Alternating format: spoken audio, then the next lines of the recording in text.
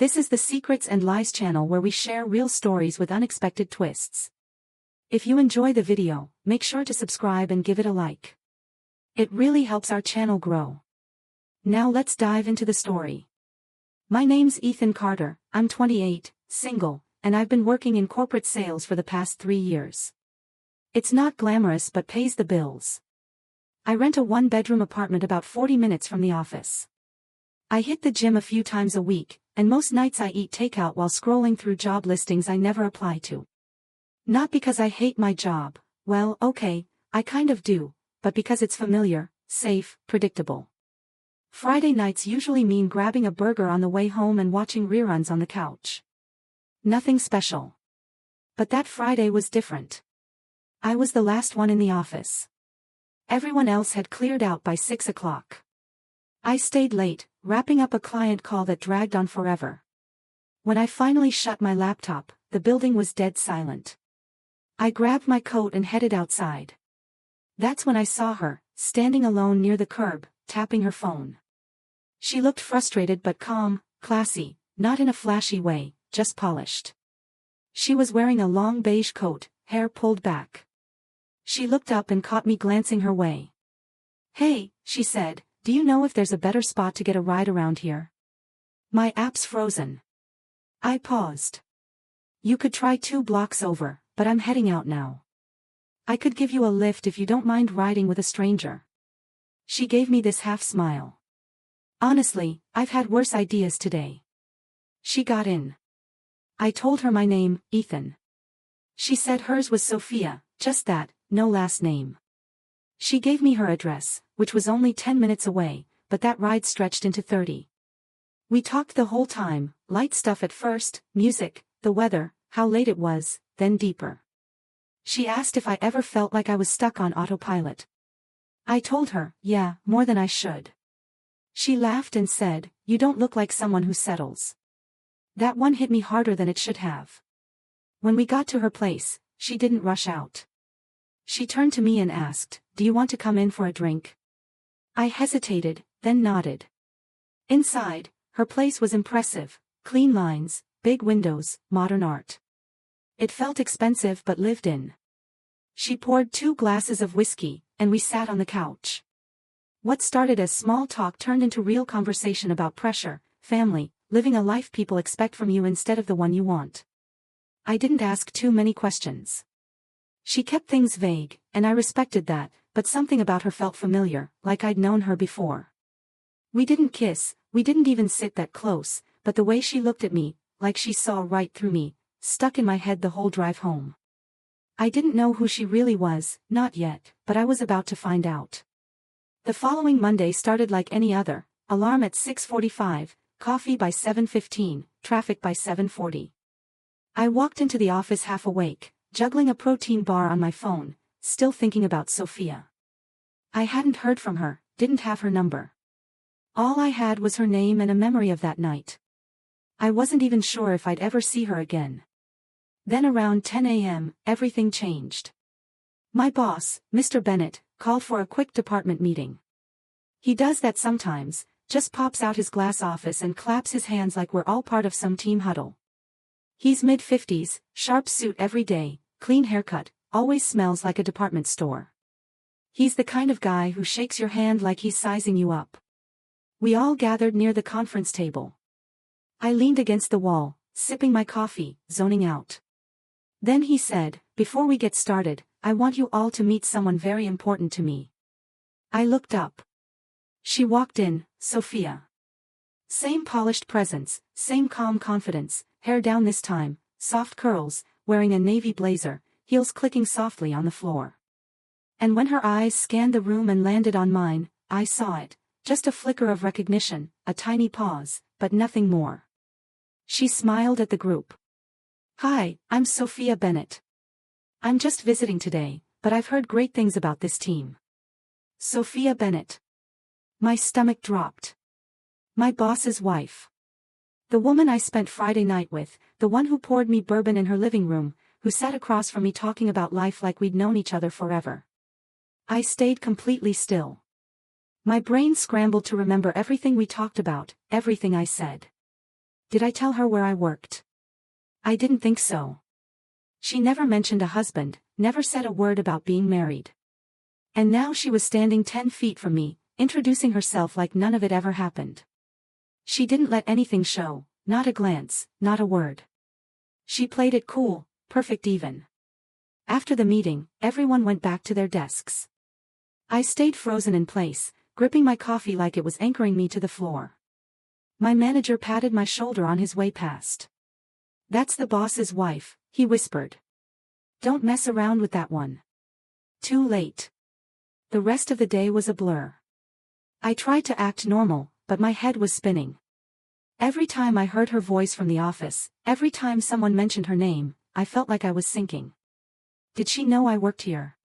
Was Friday just a coincidence, or was it something else? I stayed late, pretending to catch up on emails. I waited until the building got quiet again. I needed a second alone to process what was happening. At 6:30, I finally packed up and walked out. As I reached the parking lot, I saw her again, alone, standing by the same curb where I first saw her. She looked over. This time, she didn't pretend not to know me. "You look like you've seen a ghost," she said softly. I didn't answer. "You didn't know," she added. "Did you?" I shook my head slowly. "No, I had no idea." She sighed. "Neither did I, not really." She got into a sleek black car and drove off. I stood there for a full minute, heart pounding, trying to understand what the hell just happened. The week after I found out Sophia was my boss's wife felt like I was living in someone else's life. I'd wake up every morning thinking maybe it was all a misunderstanding, maybe I'd imagined her walking into the office, maybe she wasn't really married to him. But then I'd get to work, see her pass by Mr. Bennett's glass-walled office, and the reality would hit me like a freight train. I stopped eating lunch with my usual team. I stayed quiet in meetings. People probably thought I was sick or pissed off or both. The truth was, I didn't know what to do with what I knew. I didn't know how to carry it. And she didn't say a word, no text, no accidental encounters in the hallway. It was like she'd erased everything that happened between us. Except I knew she hadn't, because when our eyes met for a split second in the break room on Tuesday, something in her face told me she was just as shaken as I was. Then Thursday came. It was around 4:30 p.m. I was staring blankly at my screen, pretending to read a report, when my phone lit up with a message from an unknown number. "Are you staying late today?" I froze. I stared at the message for a long time. My heart sped up. I typed back one word, "Yeah." No response. I stayed, didn't even pretend to work. I just sat there while the office emptied out. At 5:45, I was one of the last people left on the floor. I could hear the janitor down the hall vacuuming. Outside, the sun had dipped low, casting everything in an amber glow. I kept checking my phone like an idiot. At 7:12, the elevator dinged. I turned my head slowly, and there she was, Sophia. She stepped out in dark jeans and a black top, simple, casual, nothing flashy, but the way she carried herself, it wasn't the same as that night. She looked cautious now, nervous. She walked toward me without saying anything until she was close. "Hey," she said softly. "Hey," I said back, standing up. "We can't talk here," she said. Her eyes darted toward the hallway, then back to me. "Come on." I grabbed my jacket and followed her out. We didn't say a word in the elevator, not in the lobby, not walking out to the street. We just kept moving, like we were running from something neither of us could name. We ended up at this tiny cafe on a quiet street, one of those places you only find when you're not looking. Inside, it smelled like cinnamon and old wood.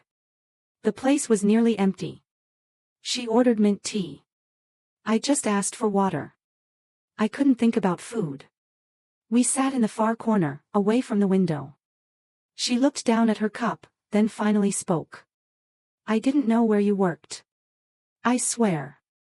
"I believe you," I said. My voice sounded hoarse. She nodded, still not looking at me. That night, it wasn't supposed to happen.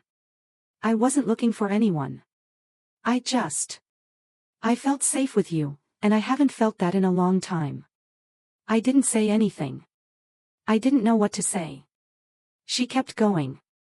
We've been married for over a decade, and I don't think either of us is really in it anymore, but we play the role. He plays it better than I do. To the world, he's this perfect husband, successful, polished, but when we're alone, it's like we're just roommates who barely speak.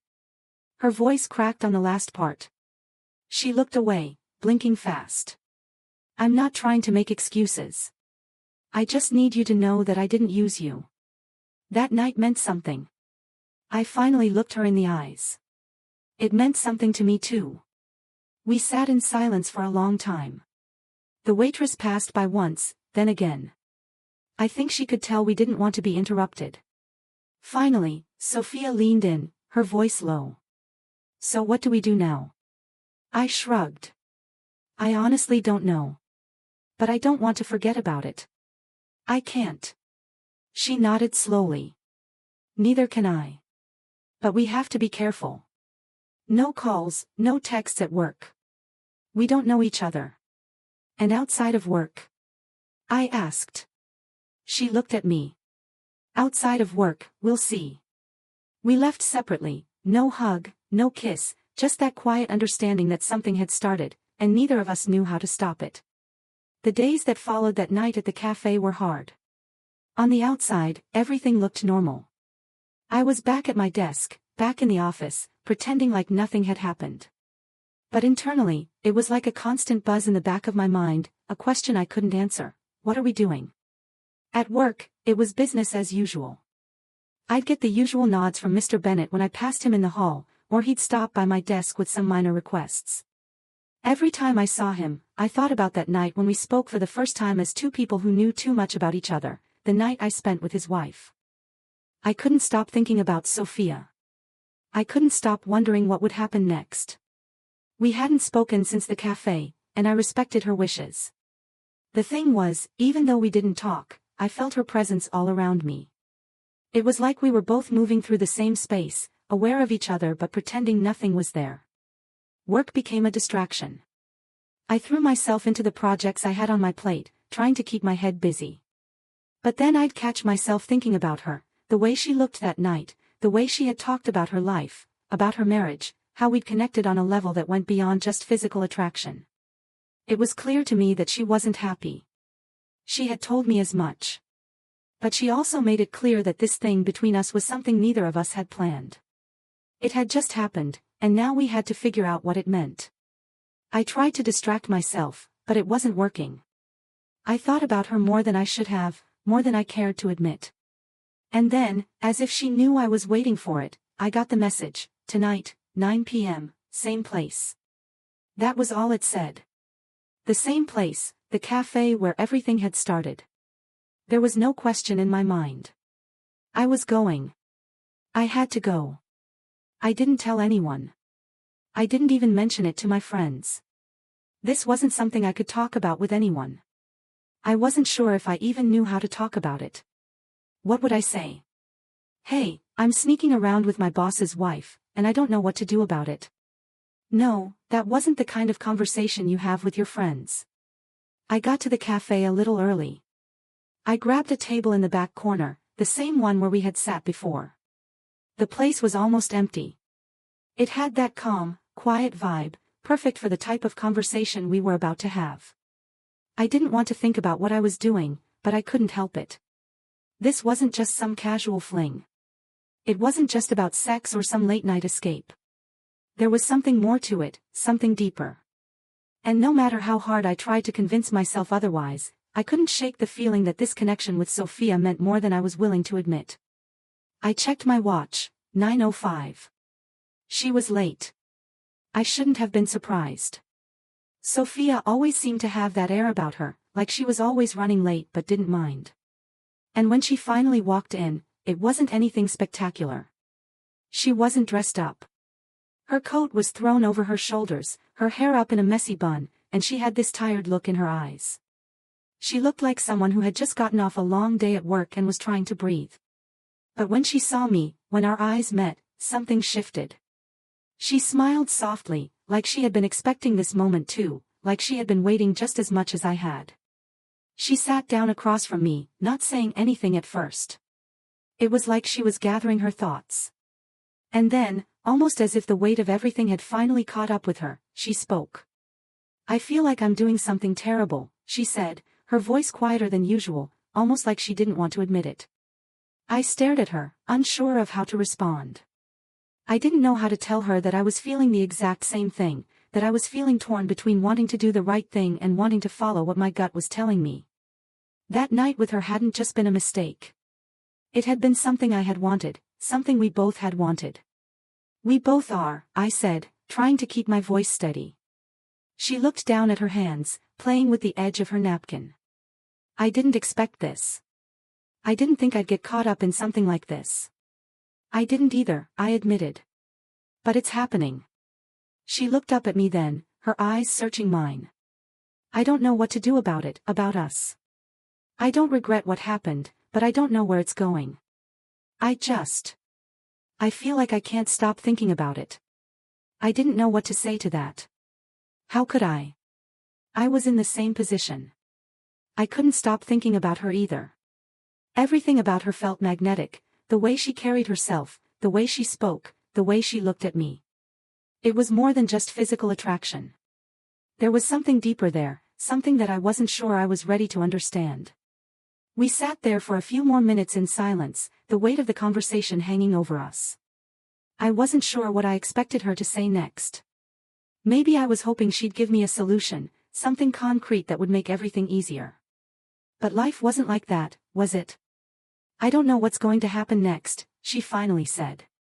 "But I don't want to be alone tonight." The way she said it hit me hard. There was so much vulnerability in her voice, so much raw honesty. I could see the pain behind her words. She was trapped in a marriage that wasn't fulfilling. She was looking for something, anything, to remind her that she was still alive. And I understood that. "I won't leave you alone," I said, my voice steady now. She didn't say anything more. We stood up and left the cafe. The cold air hit us as soon as we stepped outside. She reached for my hand, and I didn't pull away. We walked together, not saying anything, just moving forward. When we reached her building, she stopped. We stood there in the cold for a moment, not speaking. Then, quietly, she said, "I'm not asking for anything from you. I just don't want to be alone tonight." It felt like she was asking for something without saying it, but I didn't want to question her. I just nodded. I followed her inside. It had been weeks since that night at Sophia's apartment. We kept things quiet, as we agreed. No one knew. No one could. The tension between us grew each day. I could feel it when I looked at her across the office, when our hands brushed in the elevator, when I saw her in the hallway, her eyes quickly darting away. Every time, I told myself it was wrong. I told myself to stop. But I couldn't. And neither could she. She messaged me one evening, "We need to talk. Meet me tonight, 9 p.m., same place." I knew what was coming. The tension between us had become unbearable. There had been no text or call for days, but I felt the weight of it in everything. It was clear that this was either going to end or change everything. I arrived at the cafe earlier than usual, my hands gripping the steering wheel too tightly, my mind racing with questions. What was going to happen tonight? Was she going to end this, or would it somehow go even further? I didn't know what I was hoping for. Maybe I was looking for some kind of clarity, something that would tell me what the hell I was doing with my life. Or maybe I just needed the chaos to stop, to get over with. She arrived on time. She looked the same, tired but put together. She hadn't changed her clothes since work. It felt like no time had passed, but everything had shifted. Her smile was absent, a mere gesture. I could tell she was holding something back. She sat down across from me, not immediately speaking, just looking at me. Her gaze felt heavy, like she was analyzing me. I felt it too. I tried to act casual, but inside I was anything but. "I've been thinking," she finally said, her voice low. "I can't do this anymore." My heart sank, the words hitting me like a punch. "What do you mean?" I asked, but I already knew the answer. She took a breath. I can't keep living in this lie. I'm not just doing this to myself. I'm hurting everyone around me. My husband, my whole life.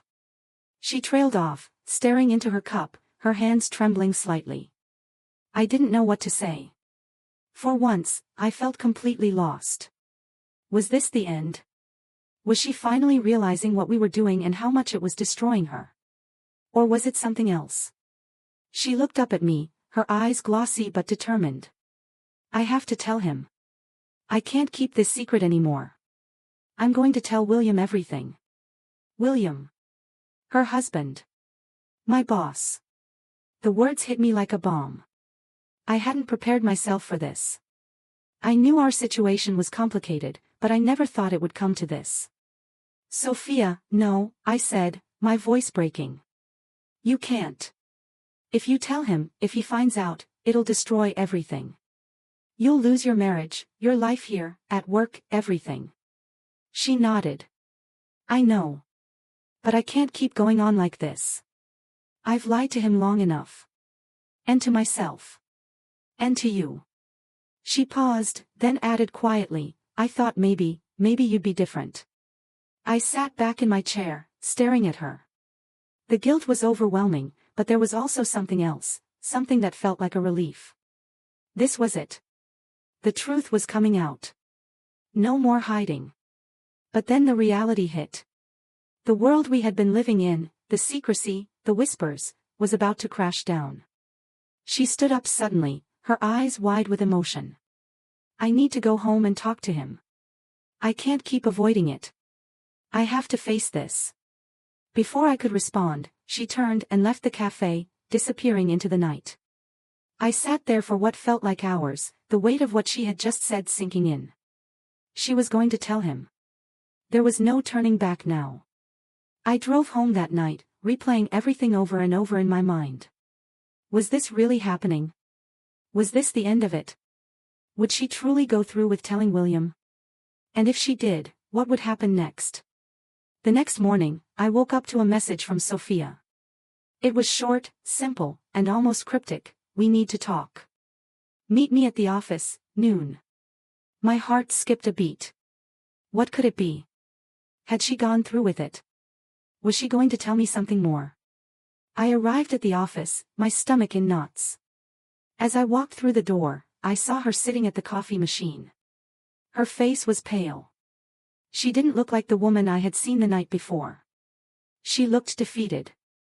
Sophia, what happened? I asked, my voice tense.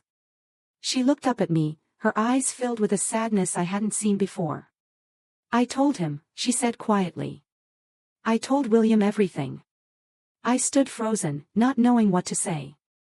My thoughts raced. What had happened? What was William's reaction?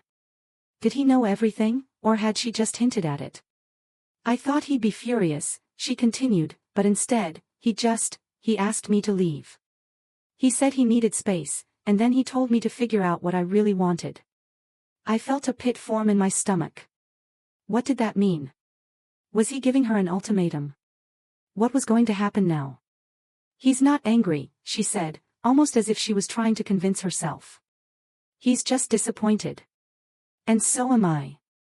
But this is the only way forward. I don't know what happens next, but I can't go back to how things were. And just like that, the reality of everything hit me.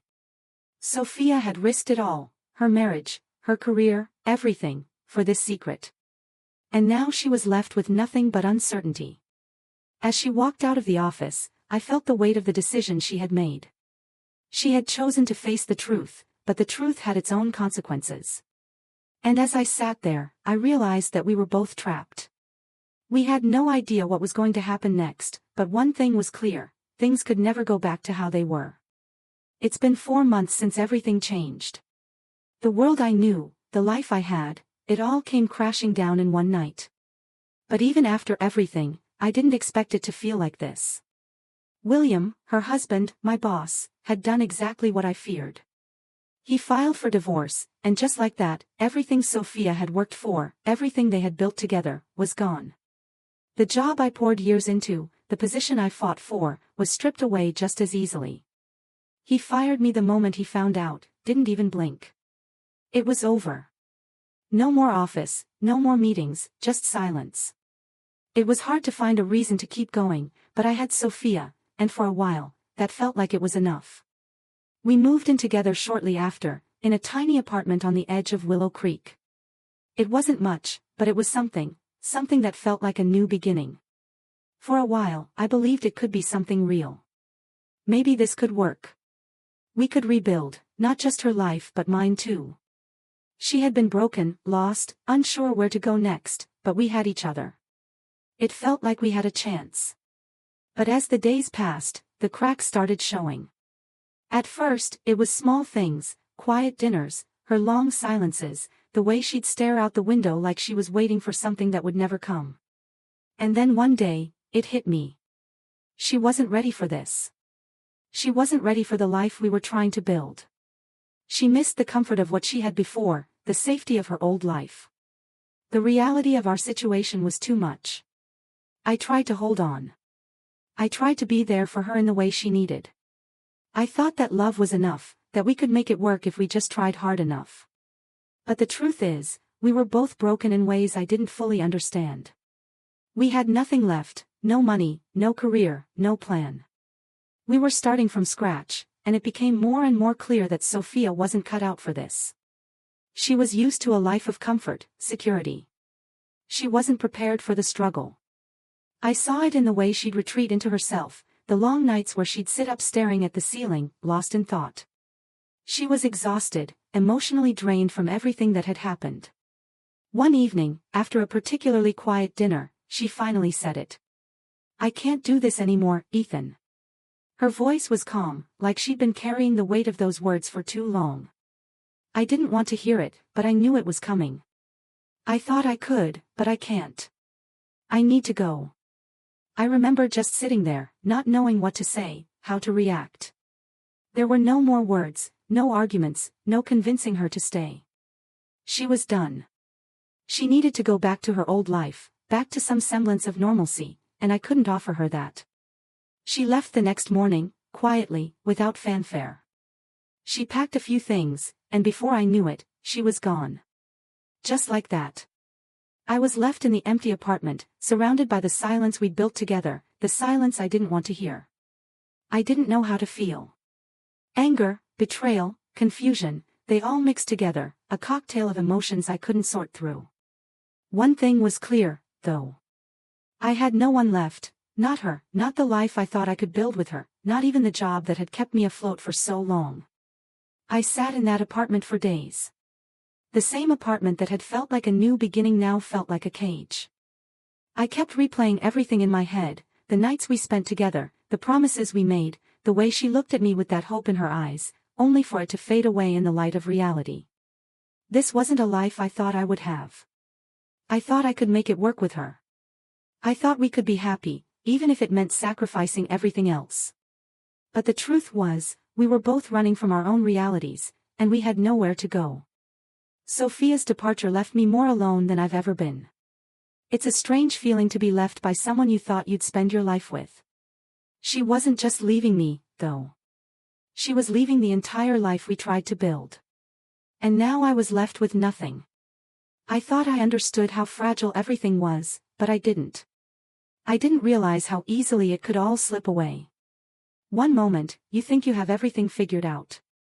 The next, you're left picking up the pieces of something that was never meant to be. Looking back, I can't even recognize the person I was when all of this started. I wasn't just fired from a job. I was fired from a life I thought I could have. And Sophia, she wasn't the woman I thought she was either. We both made choices we thought we could live with, but neither of us was ready for the fallout. And now, here I am, alone again. It's funny how life works that way. You think you have it all under control, that everything is just the way it should be, and then, in an instant, everything changes. It's the unpredictability of life that's the hardest to accept. You can't control it, no matter how hard you try, no matter what you do. The world keeps moving, shifting, changing, and sometimes it doesn't care if you're ready or not. In the end, it's just me now, and the only thing left is the question I keep asking myself: how did I get here?